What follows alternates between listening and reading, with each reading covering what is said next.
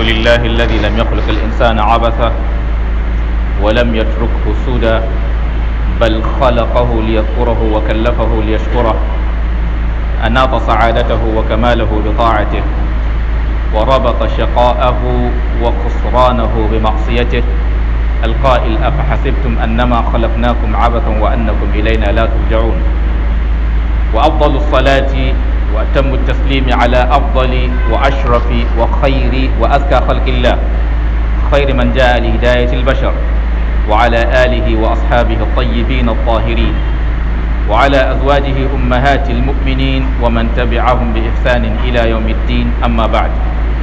My brothers and sisters in deen, I enjoin upon you and upon myself the fear of Allah Tabaraka wa Ta'ala. Into this sermon, inshallah, we will be looking at, or discussing about the successful people, that is the successful ones, those who are really successful. Because everyone prays for success or struggle towards attaining success. And each and everyone have his own or her own interpretation of success. Some consider those who are materially rich, that is, who have a lot of money, who are millionaires or billionaires, as the successful people. Or maybe some of us look at those in highly placed positions, maybe either as chairmen or as councillors, as presidents, as CEOs of different organizations, and so on. Here, well, worldwide, we may look at it that way. But in reality, no one is successful except the one who believes in Allah Tabaraka wa Ta'ala and, maintain high standard of behavior. Because it is these believers that will be able to give us the best kind of world that Allah wants for us, the best kind of world that most of us want to see. Today, globally, virtually everyone is confused. No country is sure of where we are heading to. No matter how highly placed you think they are, business-wise, economic-wise, security-wise, things are deteriorating. But there's one thing we must fundamentally understand. When things are maintained in line with the guidance of the maker of that thing, which in this case, let's assume the world, the maker of the world, the creator of the universe is Allah Tabaraka wa Ta'ala. If you like, that is the Almighty God. So the more we maintain things in conformity with injunction, the more peaceful, the more happy we will live, and the more organized the world will be. And the further or the more we distance it from the injunction or from the guidance of Allah, then the more we suffer in the world and the more unhappy we become.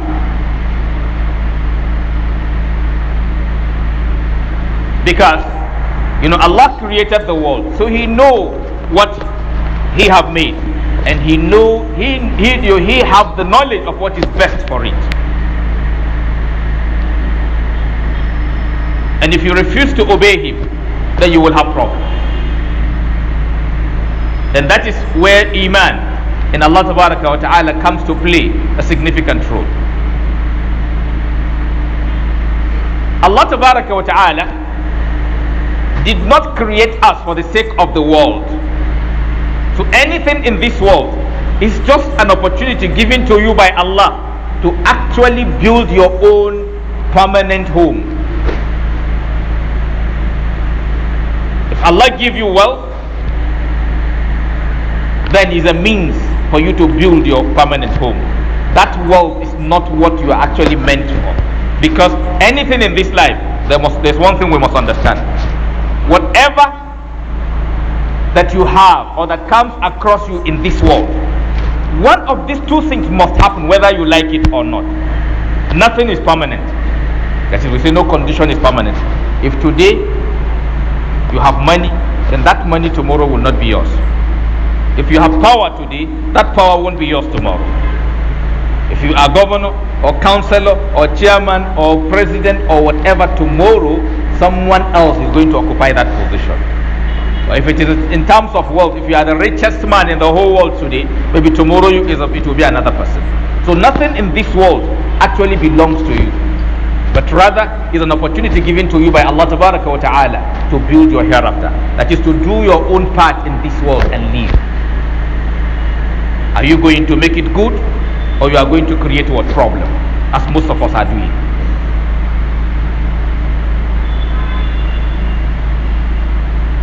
And like I said before, the more obedient we are to Allah, the better the world. And the more disobedient we are to Allah, the more we suffer in the world. Because obedience to Allah, I usually tell us, it's not about you giving something to Allah. You don't offer Him anything. He doesn't need it. You are the one that needs that.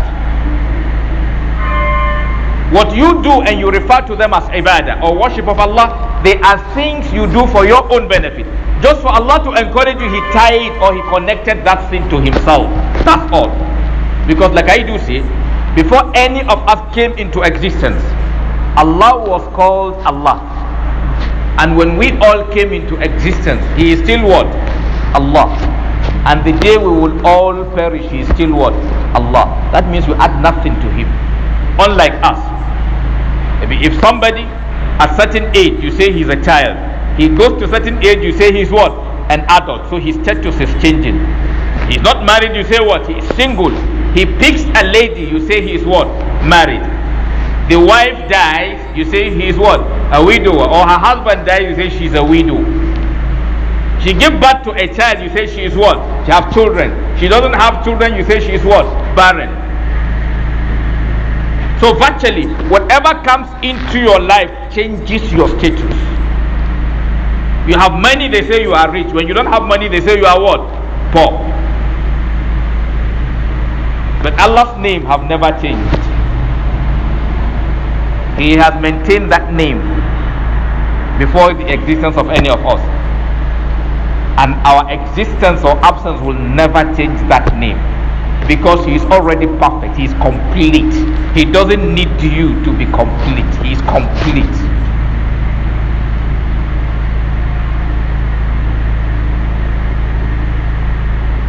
His wealth doesn't grow and come down. He is the source. Oh, He doesn't have power today, He loses power tomorrow. Because He is the source of power.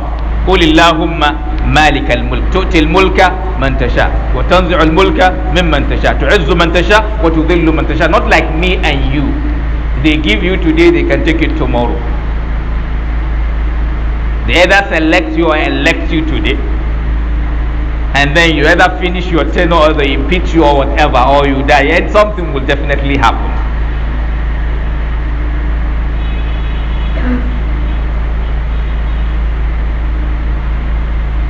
And everyone crying, if we want to save ourselves, we all have to go back to Allah Tabaraka wa Ta'ala.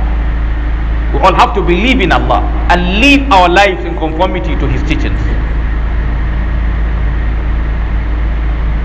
Our suffering today is not Allah's fault but our own fault. Most of our problems are self-inflicted. That is, they are problems we caused.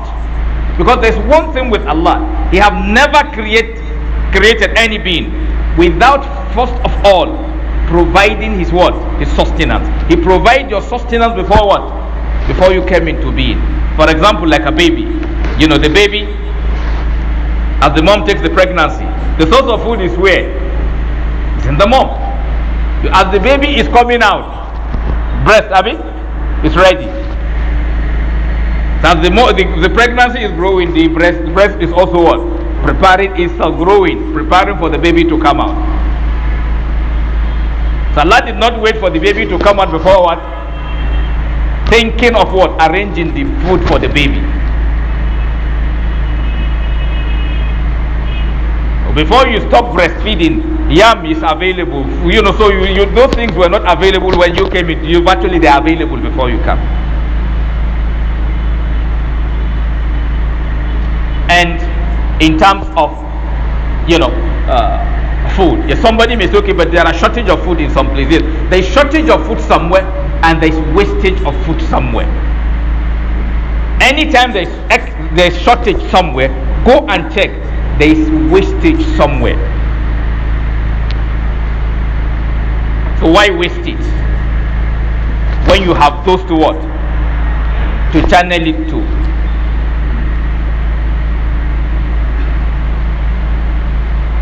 Allah giving some and providing some access is because He wants to connect us.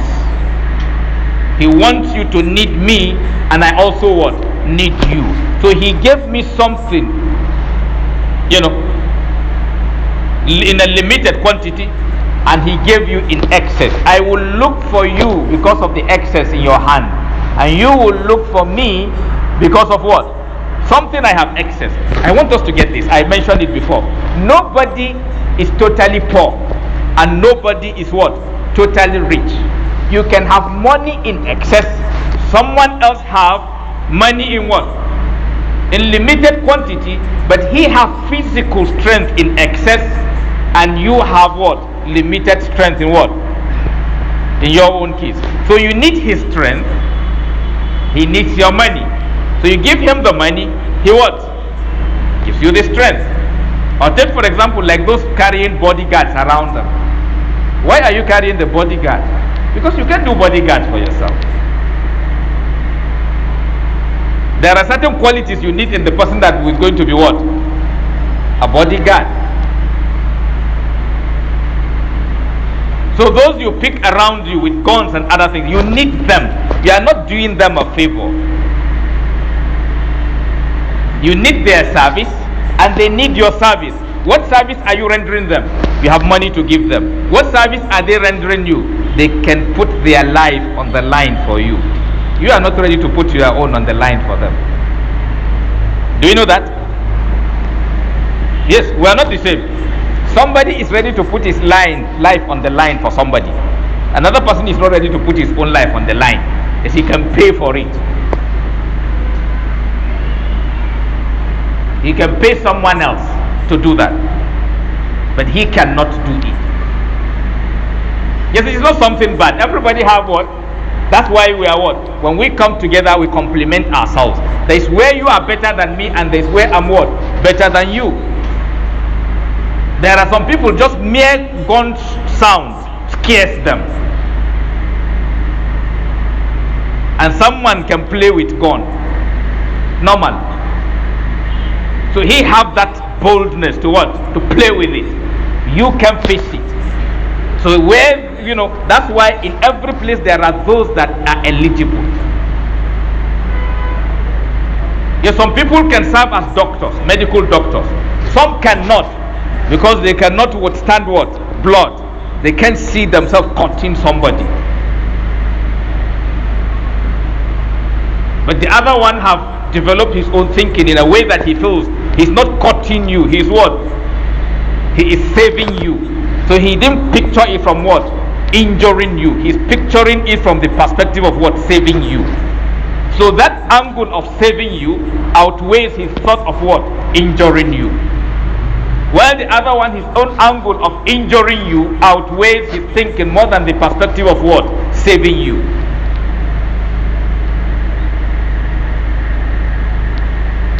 So that's why you see some people are good in this, good in that, that's good. So virtually, whatever somebody is better in, that means he is richer than you in that thing. Like maybe you as a rich man, the medical doctor is richer than you in what? In medical field. So when you are sick, you will invite him. He will render his what? Service, and you will render your own what? Service. What is your service?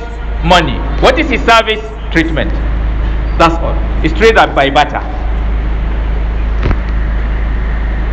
So you gave him what he has, so what you have, and he gave you what he has. So everybody have something and everybody lacks something.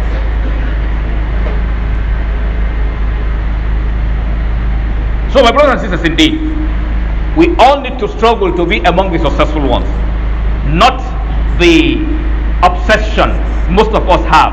These worldly things, they are not supposed to be your own goal. They are supposed to be means to what? To your goal. And your goal is what?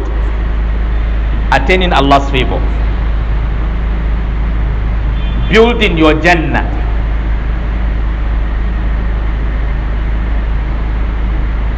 Like I said, if the money you are gathering in this world becomes your goal, you've wasted your time. Because you will finish gathering, one day Allah will pick you, and some people will what? Share it. Yes, whether you like it or not. And some won't even wait for you to be buried before they start fighting on it. Yes, they won't wait. Those whom you think are closer to you, very close to your children, your wives, your friends, some won't wait. As they say he is dead, some will start hiding some documents already. Some will even be responsible for your death because they want to take those things. Yes. Yes, we have children killing their parents because they want to what? Inherit. Their parents are wasting time. Yes, they don't want to die quick. So they are blocking the door. So they want to clear them off the gate. Abi? So that they take over their property. No, they won't go and struggle their own. No, your own is their own. So they have to take it. They can't wait. Sometimes you hear a case of husband taking, killing wife if she's richer to take over her property, or the wife killing her. So many stories.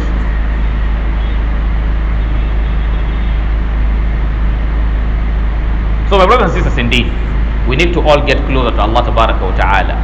We need to work towards strengthening our iman. أقول ما تسمعون واستغفر الله العظيم الجليل لي ولكم ولسائر المسلمين من كل ذنب وخطيئة واستغفره غفور رحيم.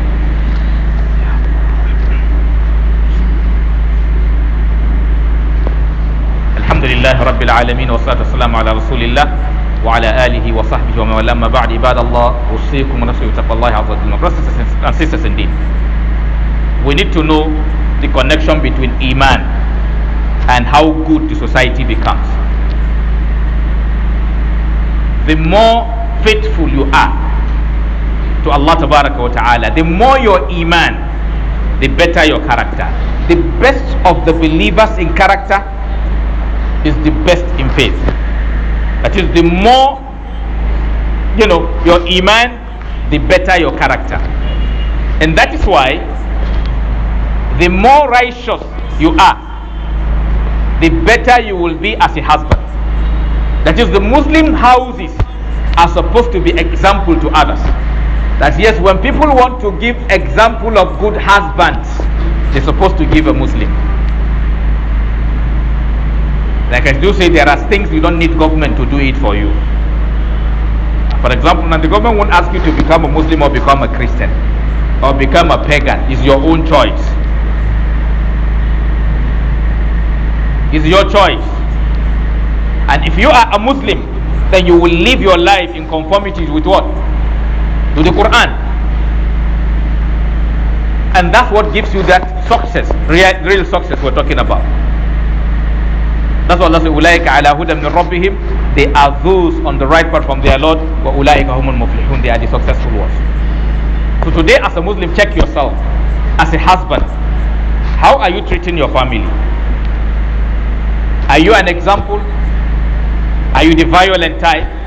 Are you the type that when you are coming home, your wife doesn't feel comfortable?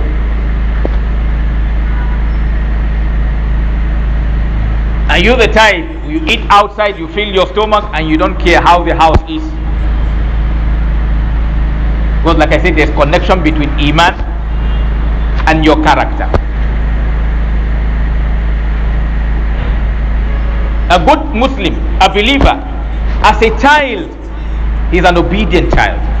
He is not obeying his parents because of them. He is obeying his parents in compliance with the injunction of his creator, that is Allah Tabaraka wa Ta'ala.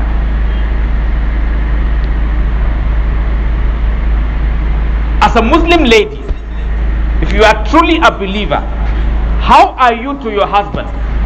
Are you the abusive type? Are you the violent type? Are you the disrespectful type? I usually give sometimes ladies example. There are things you do with your husband at home you cannot do with your boss in the office.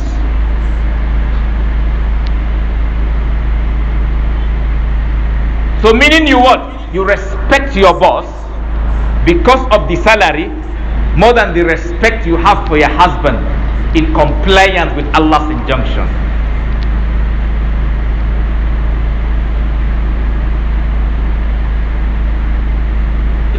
Or as a head of an organization, how do those under you feel? How do they look at you? Are you the type who cares about their own problem, or you are the type who only think about your own problem?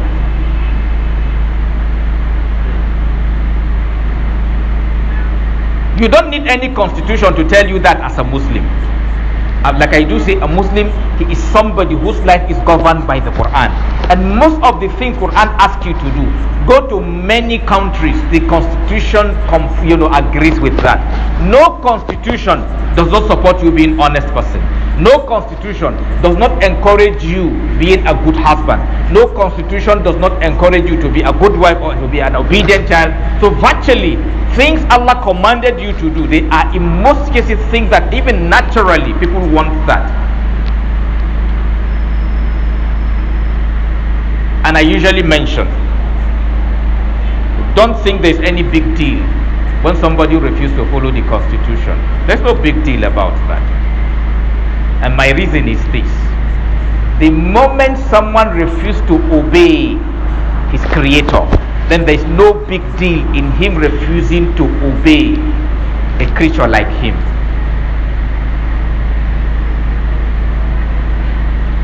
Because anyone who obeys Allah will give people their due.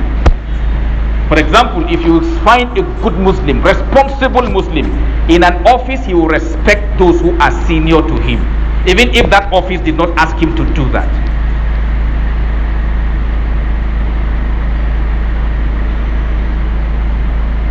If you find a good Muslim anywhere, even if his constitution allows him to kill people or kidnap people, he will not kidnap them, because he will tell you that Allah says, وَإِنْ جَاهَدَاكَ عَلَىٰ أَن تُشْرِكَ بِمَا لَيْسَ لَكَ بِهِ عِلْمٌ فَلَا تُطِعْهُمَا. He will not obey a creature to disobey the Creator. So a good Muslim will not kidnap people because he wants to make money.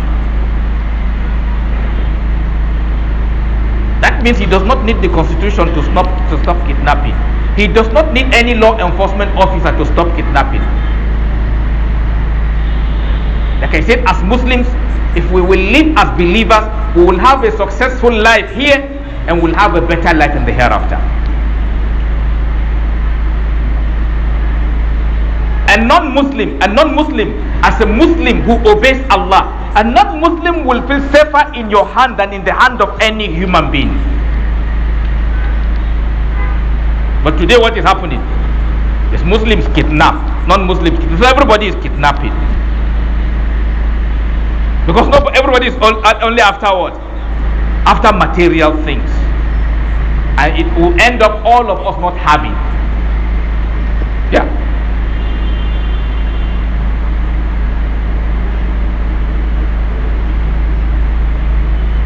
So we have seen the kind of success our own thinking have given us. Because we feel successful ones are those who must have money or who must have power.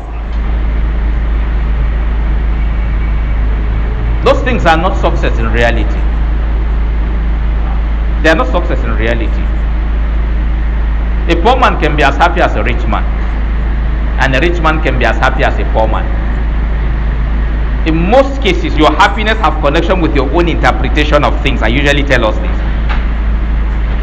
You can slap somebody, he will smile. And you slap somebody, he will what? Fight. The one that smiles, if you ask him, he will tell you why he smiled. It's inside him. He will be the one to tell you.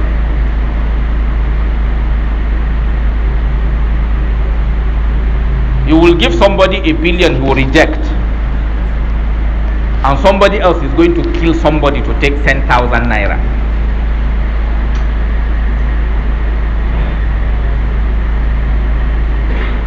So like I said, my brothers and sisters, indeed, if we want a better world, most especially we as Muslims, we need to check our iman. And we need to always remember there is nothing in this life. It's temporal. Whether you like it or not, you will leave it. So take advantage of it and build your hereafter. Nobody is building the house for you. Nobody is going to build your Jannah for you. You will build it yourself. People can only add. Like now, somebody who is not a mu'min can enter Jannah, even if his child is a mu'min. If somebody is not a mu'min, he cannot enter Jannah if his child is a mu'min. So for your child's iman to help you, you need to help yourself to a certain level first. That's why Allah Tabaraka wa Ta'ala says, وَالَّذِينَ آمَنُوا وَاتَّبَعَتْهُمْ ذُرِّيَّتُهُمْ بِإِيمَانٍ أَلْحَقْنَا بِهِمْ ذُرِّيَّتَهُمْ وَمَا أَلَتْنَاهُمْ مِنْ عَمَلِهِمْ مِنْ شَيْءٍ. So each and every one of us, or like as an anything you are, as a mu'min, be a mu'min anywhere. And like I do say, okay, maybe even as an officer, for example, spoken about businessmen and other things, whether politicians and so on. Even as an officer, you should be somebody when you stand on the road. Those who know you should be people who, anytime they see you, they feel what? Happy. They feel safe. They will not be afraid of passing where you are standing, because they know you are what? There to what? To protect them, to serve them. So some of us as officers today, there are some, anywhere you are standing, you see that some drivers will not want to pass there, even if their papers are what? Complete. Because he knows you are not after the papers, you are after what? His pocket. So if there is nothing in his pocket, he will be afraid of what? Passing where you are. That affects your iman also. A mu'min is a mu'min anywhere. You don't drop your iman anywhere. Even in the toilet, you stay in the toilet as a mu'min. You stay in the prison as a mu'min. Anywhere. There is no place you drop your iman, because you don't know when Allah Tabaraka wa Ta'ala will pick you. May Allah Tabaraka wa Ta'ala pick us in state of iman, and then when we live, may we continue to live in state of Islam. ربنا آتنا في الدنيا حسنة وفي الآخرة حسنة وقنا عذاب النار. اللهم لا تكلنا في مقامنا هذا ذنبا إلا غفرته، ولا هما إلا فرجته، ولا كربا إلا نفسته، ولا دينا إلا قضيته، ولا عسيرا إلا يسرته، ولا عدوا إلا خذلته، ولا مبتلا إلا عافيته، ولا ميتا إلا رحمته، ولا حاجة من حوائج الدنيا والآخرة هي لك رضا ولنا فيها صلاح إلا عنتنا على قضائك ويسرتها برحمة الراحمين. اللهم بعلمك الغيب وقدرتك على الخلق أحينا مع علمك الحياة خيرا لنا، وتوفنا إذا علمت الوفاة خيرا لنا. اللهم إنا نسألك خشيتك في الغيب والشهادة، ونسألك كلمة الحق في الرضا والغضب، ونسألك القسط في الغنى والفقر، ونسألك نعيما لا ينفد، ونسألك قرة عين لا تنقطع، ونسألك الرضا بعد القضاء، ونسألك برد العيش بعد الموت، ونسألك لذة النظر إلى وجهك إلى لقائك في غير ضراء مضرة مذلة. اللهم زينا بزينة الإيمان واجعلنا هداة مهتدين. اللهم أصلح أئمتنا وولاة أمورنا، اللهم أصلح أئمتنا وولاة أمورنا واجعلهم في من خافك واتقاك يا رب العالمين. ربنا إننا آمنا فاكتبنا مع الشاهدين. اللهم إننا آمنا فاكتبنا مع الشاهدين. اللهم اغفر لنا ذنوبنا وإسرافنا في أمرنا وثبت أقدامنا وانصرنا على القوم الكافرين. عباد الله، إن الله يأمر بالعدل والإحسان وإيتاء ذي القربى وينهى عن الفحشاء والمنكر والبغي يعظكم لعلكم تذكرون. واذكروا الله العظيم الجليل يذكركم، واشكروه على آلائه ونعمه يزدكم، ولذكر الله أكبر والله يعلم ما تصنعون. قوموا إلى صلاتكم رحمكم الله.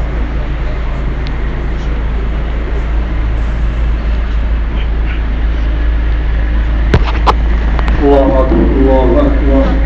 أشهد أن لا إله إلا الله، أشهد أن محمدا رسول الله.